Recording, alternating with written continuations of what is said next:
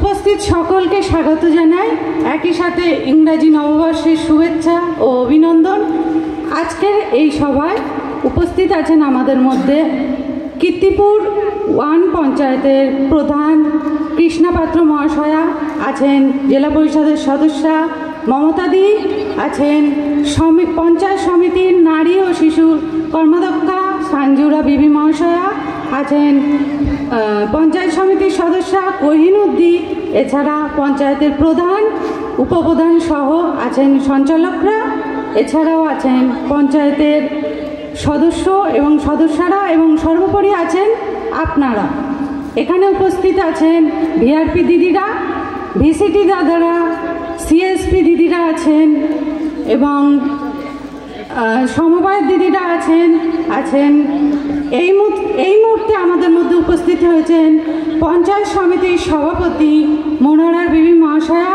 আজকে আমাদের এই বার্ষিক গ্রাম সভায় ওনাকে স্বাগত জানাই। শুভেচ্ছা ও অভিনন্দন প্রত্যেকে। মঞ্চে উপবিষ্ট সকল বিশিষ্ট ব্যক্তিবর্গকে আমার প্রণাম ও শ্রদ্ধা জানিয়ে আজকের এই বিশেষ সভায় নিয়ে কিছু বলবো।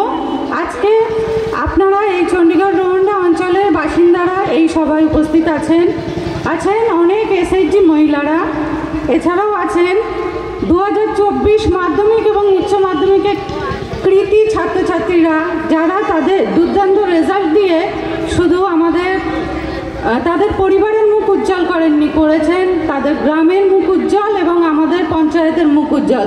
তাই আজকে এই বিশেষ দিনে আমরা তাদের পুরস্কৃত করব। পশ্চিমবঙ্গ সরকারের উদ্যোগে প্রত্যেকটা পঞ্চায়েতে সরকারি নিয়ম মেনে বার্ষিক গ্রাম সভার আয়োজন করতে হয়। গত বছর প্রাকৃতিক দুর্যোগের কারণে আমাদের গ্রাম সভা সংক্ষেপে সারতে হয়েছিল। এই বছর প্রকৃতি আমাদের সহায় আছেন, ওই জন্য আমরা অনুষ্ঠানটা একটু ভালোভাবে করার চেষ্টা করছি। আপনাদের সহযোগিতা একান্তভাবে আমাদের কাম্য। আপনারা প্রথম থেকে শেষ অবধি আমাদের সাথে থাকবেন এবং পুরো অনুষ্ঠানটা উপভোগ করবেন। তো পশ্চিমবঙ্গ সরকার প্রত্যেকটা মানুষের সাথে আছে এবং পশ্চিমবঙ্গ সরকারের মুখ্যমন্ত্রী মাননীয়া মমতা ব্যানার্জি মহাশয়া নাগরিকের সুবিধার জন্য, সাধারণ মানুষের সুবিধার জন্য অজস্র প্রকল্প তিনি কিন্তু চালু করেছেন এবং প্রত্যেকটা প্রকল্প যথাযথভাবে এখনও কিন্তু চলে যাচ্ছে। এখনো পর্যন্ত কিন্তু একটা প্রকল্প বন্ধ হয়নি।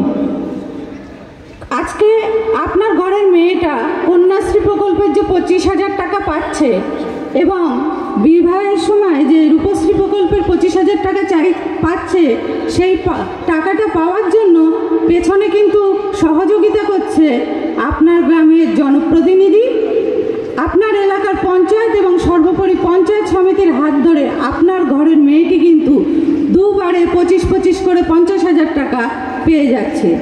তো পশ্চিমবঙ্গ সরকারের যে অজস্র প্রকল্প আছে, সেই প্রকল্পগুলো আপনার ঘরে যদি কেউ প্রবেশ করিয়ে দেয়, তা হচ্ছে পঞ্চায়েতের হাত ধরে, পঞ্চায়েত সমিতির হাত ধরে এবং সর্বোপরি জেলা পরিষদের হাত ধরে। ওই জন্য তো পশ্চিমবঙ্গ সরকারের বা আমাদের মাননীয়ার প্রত্যেকটা প্রকল্প একের পর এক কখনো বিশ্বের দরবারে, কখনো সারা ভারতবর্ষের মধ্যে পুরস্কৃত হচ্ছে।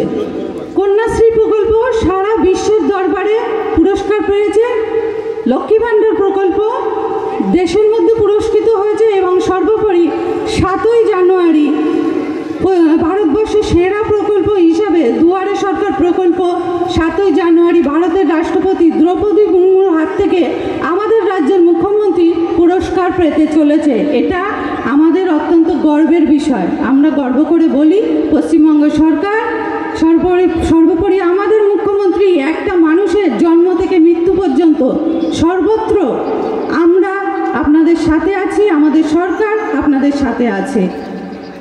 আজকে পশ্চিমবঙ্গ সরকারের যে প্রকল্পগুলো, সেগুলো বাস্তবায়ন হয় কাদের হাত ধরে? জেলা পরিষদ, পঞ্চায়েত সমিতি এবং সর্বোপরি পঞ্চায়েতের হাত ধরে সেই প্রকল্পগুলো কিন্তু ঘরে ঘরে গিয়ে প্রবেশ করে। বিগত দিনে পঞ্চায়েতের হাত ধরে আমাদের এই পঞ্চায়েতে বিভিন্ন গ্রামে রাস্তা হয়েছে, ড্রেন হয়েছে, ওয়াটার এটিএম হয়েছে, সোলার লাইট সিস্টেম চালু হয়েছে, কাজ চলছে এবং ভবিষ্যতে আরও বিভিন্ন গ্রামে, যেসব গ্রামে রাস্তা ড্রেন এবং হচ্ছে ওয়াটার এটিএম প্রয়োজন আছে, সেগুলো হবে। আপনারা আমাদের সাথে থাকুন, আমাদের পাশে থাকুন। ডেঙ্গু নিরাময়ে আমাদের পঞ্চায়েত যথেষ্ট গুরুত্বপূর্ণ ভূমিকা পালন করেছে এই বছর 2024 সালে। ওই জন্য ডেঙ্গু আক্রান্তের সংখ্যা কিন্তু গত বছরের থেকে অনেক অনেক কমে গেছে।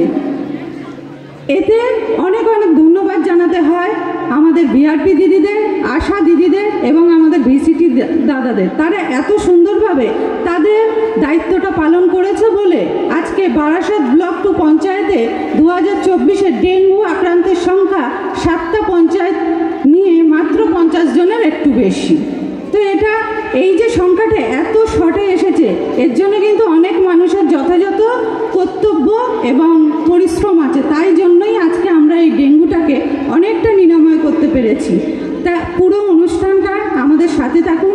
আপনাদেরকে আরও একবার ধন্যবাদ জানাই। সুস্থ থাকুন, ভালো থাকুন, এই কামনা নিয়ে আমি আমার বক্তব্য শেষ করছি।